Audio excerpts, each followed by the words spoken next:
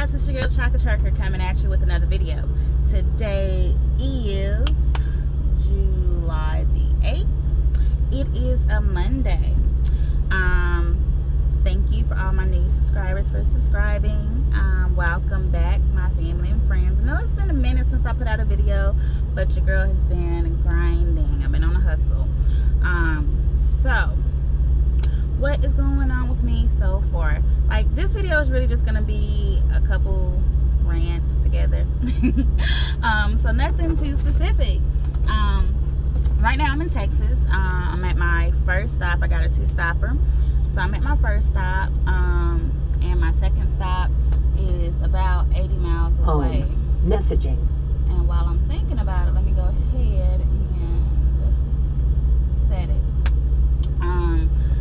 So my next stop is like less than 100 miles away. I passed it on the way here. So not too much I'm gonna do today. Right now it's like 7 in the morning, and my next stop isn't until 3:45 tomorrow morning. So yeah. Well, first things first, in exactly a month I will hit my 1-year mark with Prime. Yay! So at that point I can either stay with Prime or I can leave. And if I leave after the 1-year mark, I owe Prime nothing, zero, zilch, nada for my schooling, because I would have satisfied my 1-year contract with them. So I have that choice to make. Sorry, I'm getting text messages. So I have that choice to make. What I'm gonna do, it's kind of up in the air right now. Am I gonna go local? Am I gonna go regional? Am I gonna go to a different company, OTR? Am I gonna stay with Prime? I don't know yet. I've been researching my options, seeing what's really out there for someone with 1 year of experience.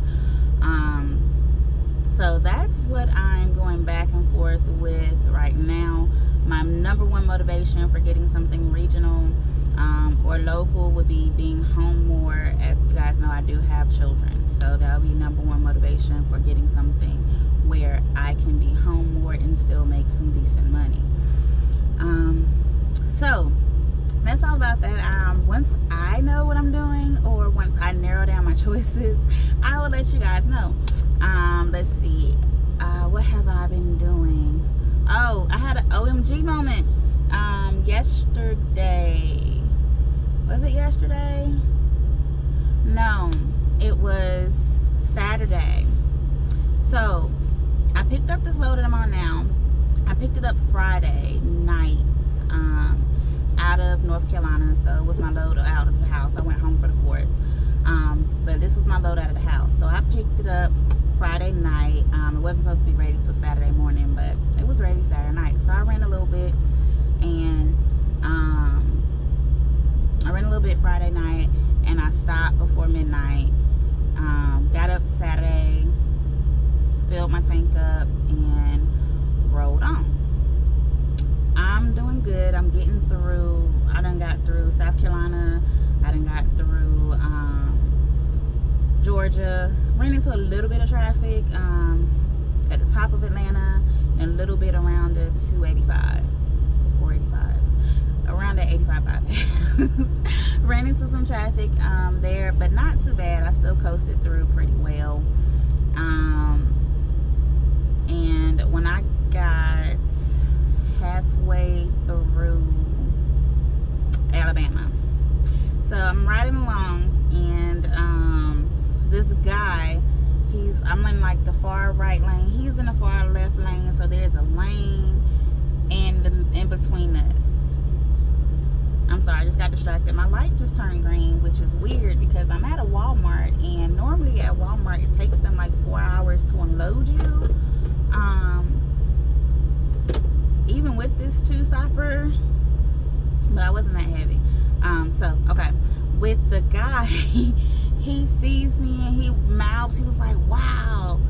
I'm like, okay. He waves, I wave, and I turn my attention back to, getting on down the road. Now, as you guys know, Prime only does 65. That's my top speed, 65 miles per hour. And this is a guy in a SUV, so I'm figuring he's gonna get on up the road. He's in the fast lane. No, this guy starts flicking his tongue and moving over. He moved over to the middle lane in the road right beside me for like 10 miles. I slowed down, he slowed down. I sped up, he sped up, and I had a freaked out moment. And at this time, I don't know what another trucker could have done, but I'm sitting here like there are no other trucks around me. I saw one way behind me, and I go to grab my CB, and once he notices I have my CB in my hand, he kind of like backs off and gets off on the next exit. And I'm like, why am I on the road literally by myself?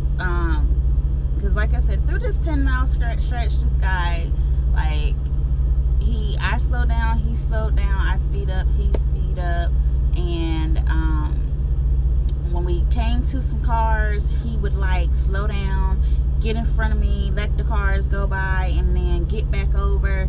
He exposed himself, and yeah, I was very uncomfortable. Very, very uncomfortable.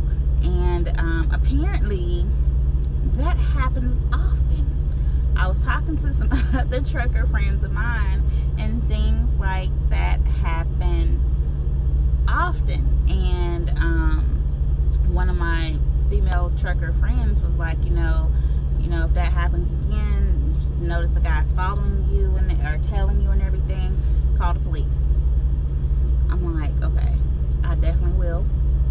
I hope and pray to God that does not happen to me again. But if it does, I will be calling the police, because that was a very uncomfortable and I'm not gonna lie, it was a little frightening situation, because I actually had to come to a fuel stop, because that morning before I left, did I fuel up? I'm thinking I didn't fuel up, because I had over half a tank of fuel, and I had to stop for whatever reason. I had to stop again, and I think it was fuel. Like I said, I can't remember 100%, but my exit was coming up, and what if this guy was still following me? What if he followed me to the truck stop? What if he just fueled up and just tailed me? What if I was stopping for the night and he followed me? It could have turned into a dangerous situation. So as a female trucker on the road, I always stress hypervigilance. Be aware of your surroundings. Whether you are parked or whether you are driving, because situations like that can go bad very quickly. From, like I said, that person could have followed me. He could have done anything, and that is a very unnerving, unsettling fact. And that's a fact that we, not only women but men, have to deal with as well, because where that situation of the guy exposing himself to me, there are situations where females expose themselves to the male truckers out here, and it may look, fun in the movie. Yeah, I'm gonna throw my shirt up and flash this male trucker as I'm going down the road, but I don't know if guys feel uncomfortable when it happens to them, but I felt very uncomfortable and very unsettled. And yeah, that was a situation I wish would never happen again, especially at being a solo female driver. It's very unsettling and unnerving, and if it happens again, I know what to do now. So that's my rant on that. I'm gonna end this video on a lighter note. This morning I woke up and I do my pre-trip of my truck and my trailer, and I noticed that when I turn my lights on, I have a little light bulb up there, which means I have to change my light when my lights are out. So I get out and I check my lights, and I realize that my headlight is out. Now this is the old headlight right here. So I go out there and it's 4:30 in the morning, and I'm glad I parked in a well-lit area. I parked in the rest area last night, well, yesterday afternoon. But yeah, this is the little light bulb headlight that I had to change, and I am proud of myself because I changed it myself with no help from anyone. I didn't even call someone and have them walk me through it. And that made me feel a little accomplished, because I am the type of person, I've been called a prissy trucker, and it's okay, I'll be a prissy trucker all day long. But when I was home, anything went on with my car, I was calling my uncle. My uncle was a mechanic, and I was calling him like, hey, this is what's going on. Can you fix this for me? Or what do I do? From things as simple as putting fluid in my car, from radiator fluid or whatever, to changing a light bulb, to doing an oil change or tire change or whatever. Even though I know how to do all those things, the simple fact that I could just call my uncle and have him do it for me was something that I would do, and he didn't mind. He would actually prefer for me to call him so he can do it versus me doing it myself.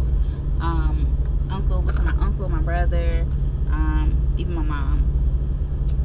So yeah, I am prissy, but the fact that I did get out there and change this bulb on my own, a job that probably should have took about 5 minutes, yeah, it took me about half an hour, just because I had to figure out how to open up the little cover, and then